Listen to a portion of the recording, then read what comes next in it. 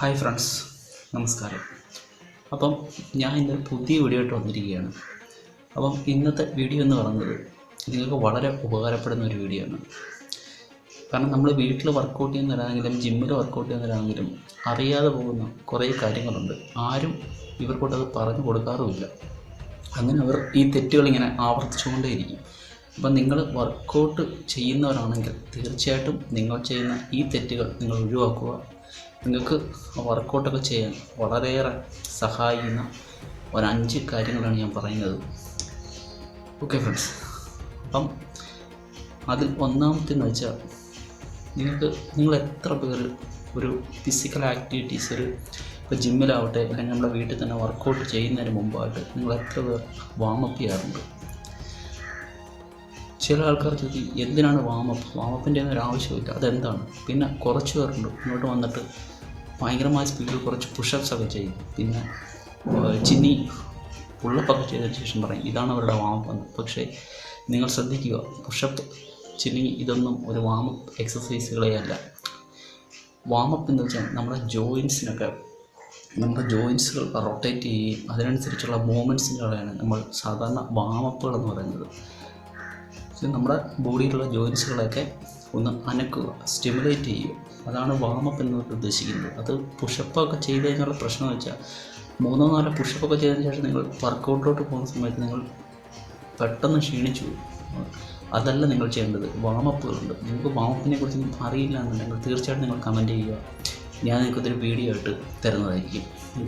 അപ്പം ആദ്യത്തെ ശ്രദ്ധിക്കേണ്ട കാര്യമാണ് ഈ വാമപ്പ്. അത് നിങ്ങൾ കൃത്യമായി ചെയ്തിരിക്കുക. നിങ്ങളൊരു 5 തൊട്ട് ഒരു 7 മിനിറ്റ് വരെയെങ്കിലും നിങ്ങൾ വർക്കൗട്ടിന് മുമ്പായിട്ട് നിങ്ങൾ വാമപ്പ് ചെയ്യണം. അത് നിങ്ങളുടെ വർക്കൗട്ടിന് വളരെയേറെ സഹായിക്കും. ഓക്കെ, രണ്ടാമത്തെ കാര്യമാണ് ബ്രീത്തിങ് എന്ന് പറയുന്നത്. 65% ആൾക്കാർക്കും അറിഞ്ഞുകൂടാത്ത ഒരു കാര്യമാണ് ബ്രീത്തിങ്. എല്ലാം ചോദിക്കും ബ്രീത്തിങ് അതൊക്കെ എന്തിനാണ് വർക്കൗട്ട് ചെയ്യുമ്പോൾ ചിലർ ശ്വാസമൊക്കെ ഉള്ളിലൊക്കെ അടക്കി പിടിച്ചിട്ടൊക്കെ വർക്കൗട്ട് ചെയ്യുന്നതാണ്. പക്ഷേ ഏറ്റവും തെറ്റായിട്ടുള്ള കാര്യമാണത്. വർക്കൗട്ട് ചെയ്യുമ്പോൾ നമുക്കൊരു ബ്രീത്തിങ് പാറ്റേൺ ഉണ്ട്. എങ്ങനെ നമ്മൾ ബ്രീത്ത് ഇൻ ചെയ്യണം, എങ്ങനെ ബ്രീത്ത് ഔട്ട് ചെയ്യണം, ഏത് വർക്കൗട്ടിനിടയ്ക്ക് എങ്ങനെ. അപ്പം അതിനെക്കുറിച്ച് നിങ്ങൾക്ക് അറിയില്ല എന്നുണ്ടെങ്കിൽ നിങ്ങൾ തീർച്ചയായിട്ടും കമൻറ്റ് ചെയ്യുക, ഞാനൊരു വീഡിയോ ചെയ്യാം. അപ്പം ഈ ബിഗിനേഴ്സ് ആയിട്ടുള്ള ആൾക്കാർക്കാണെങ്കിൽ ഒരുപാട് ആർക്കും അറിയില്ല ബ്രീത്തിങ്. അവരുടെ ട്രെയിനേഴ്സൊന്നും ഈ ബ്രീത്തിങ് ഒന്നും പ്രോപ്പറായിട്ട് പറഞ്ഞു കൊടുക്കാറുമില്ല. അവരെങ്ങനെയൊക്കെയോ എന്തൊക്കെയോ ചെയ്യുന്നു പോകുന്നു. പക്ഷേ ബ്രീത്തിങ് നിങ്ങളുടെ വർക്കൗട്ടിന് പ്രോഗ്രസ്സിനായിട്ട് വളരെയേറെ സഹായിക്കുന്ന ഒരു കാര്യമാണ് ബ്രീത്തിങ് എന്ന് പറയുന്നത്. അപ്പോൾ ബ്രീത്തിങ് നിങ്ങൾ പ്രോപ്പറായിട്ട് ചെയ്തുകൊണ്ട് തന്നെ വർക്കൗട്ട് ചെയ്യാൻ ശ്രമിക്കുക. അത് നിങ്ങളുടെ വർക്കൗട്ടിനെ വളരെയേറെ സഹായിക്കും. ഓക്കെ ഫ്രണ്ട്സ്, പിന്നെ മൂന്നാമത്തെ കാര്യമാണ് ഈ വർക്കൗട്ടിന് മുമ്പായിട്ട് നമ്മൾ കഴിക്കുന്ന ഭക്ഷണം, പ്രീ വർക്കൗട്ട് മീൽ എന്ന് പറയുന്നത്. അതിപ്പോൾ നമ്മൾ വീട്ടിൽ വർക്കൗട്ട് ചെയ്യുമ്പോഴും ജിമ്മിൽ വർക്കൗട്ട് ചെയ്യുമ്പോൾ നമ്മൾ പ്രീ വർക്കൗട്ട് മീൽ കഴിച്ചിരിക്കണം. എന്ന് വെച്ചാൽ നിങ്ങൾ ഹെവി ആയിട്ടുള്ള ചിക്കൻ ബിരിയാണി ഒന്നും പിടിച്ച് കഴിക്കാനല്ല ഞാൻ പറയുന്നത്. നിങ്ങൾക്ക് പ്രീ വർക്കൗട്ട് മീലായിട്ട് ഉപയോഗിക്കാൻ പറ്റുന്ന കുറേയേറെ ഫുഡ്സുകളുണ്ട്. അതും നിങ്ങൾ കമൻറ്റ് ചെയ്യുക, ഞാൻ വീഡിയോ ആയിട്ട് ചെയ്തുതരാം. അപ്പം നിങ്ങൾ വർക്കൗട്ടിന് ഒരു അരമണിക്കൂറെങ്കിലും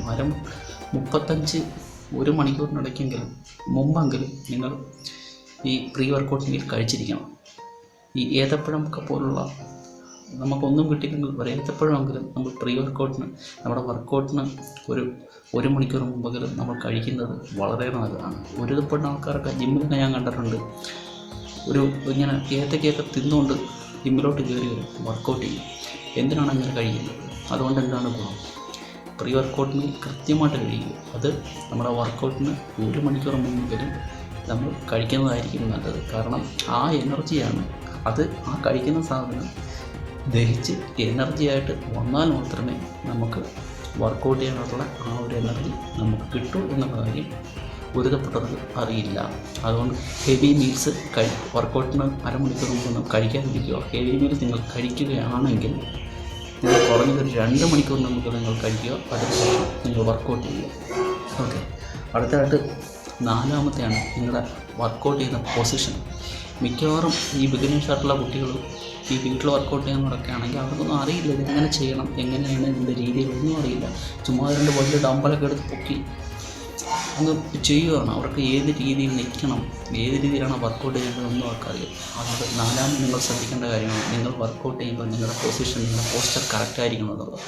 അല്ലെങ്കിൽ തീർച്ചയായിട്ടും നിങ്ങളുടെ മസിൽ ബിൽഡിങ്ങിന് വേണ്ടി നിങ്ങൾ വർക്കൗട്ട് ചെയ്യുന്നതല്ല, ഏത് ഗോളിന് വേണ്ടിയിട്ട് നിങ്ങൾ വർക്കൗട്ട് ചെയ്തതാണെങ്കിലും അത് നിങ്ങൾക്ക് വിപരീത ഫലം മാത്രമേ ഉണ്ടാക്കൂ. നിങ്ങൾക്ക് മസിൽ ഇഞ്ചറി ഉണ്ടാകും, നിങ്ങളുടെ ജോയിൻസിനൊക്കെ ഇഞ്ചറി ഉണ്ടാകും. അതുകൊണ്ട് നിങ്ങൾ കൃത്യമായ രീതിയിൽ, നിങ്ങൾ കൃത്യമായ പൊസിഷനിൽ നിന്ന് നിങ്ങൾ നല്ല കൂടി നിങ്ങൾ വർക്കൗട്ട് ചെയ്യാൻ ശ്രമിക്കുക. അത് വളരെ പ്രധാനപ്പെട്ട കാര്യമാണ്.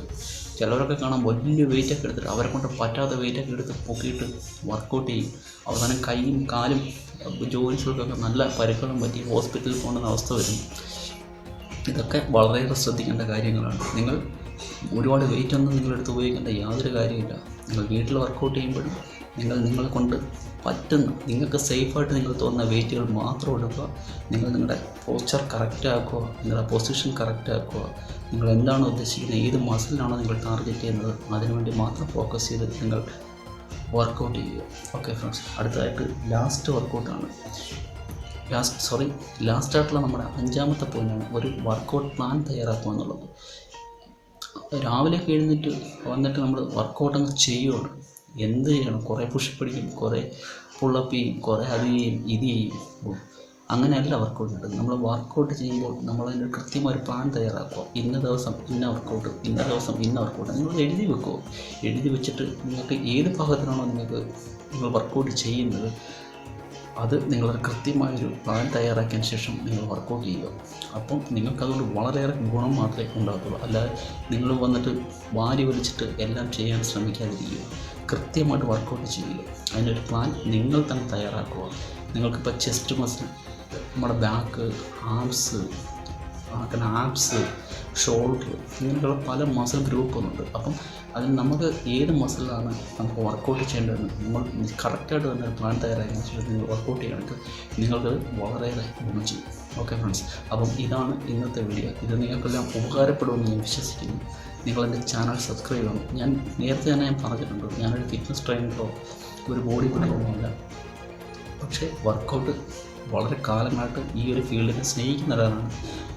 അപ്പം അതുകൊണ്ട് മാത്രമാണ് ഒരു സാധാരണക്കാരൻ ഞാനിത് കൂടുതലും പറഞ്ഞു തരുന്നത്. നിങ്ങൾ വീട്ടിൽ വർക്കൗട്ട് ചെയ്യുന്ന തുടക്കക്കാരായിട്ടുള്ള കുട്ടികൾക്കും അതിൽ തന്നെ വീട്ടിൽ വർക്കൗട്ട് ചെയ്യുന്ന ഏത് പ്രായത്തിലുള്ളവരായിക്കോട്ടെ, അപ്പോൾ അവർക്കൊന്നും അറിഞ്ഞുകൂടാന്നുണ്ടെന്നുണ്ടെങ്കിലും അവർക്ക് വേണ്ടി മാത്രമുള്ള ഒരു ചാനലാണ്. ഓക്കെ ഫ്രണ്ട്സ്, അപ്പം സബ്സ്ക്രൈബ് ചെയ്യുക, നിങ്ങളുടെ കമൻറ്റുകൾ രേഖപ്പെടുത്തുക. Thank you very much.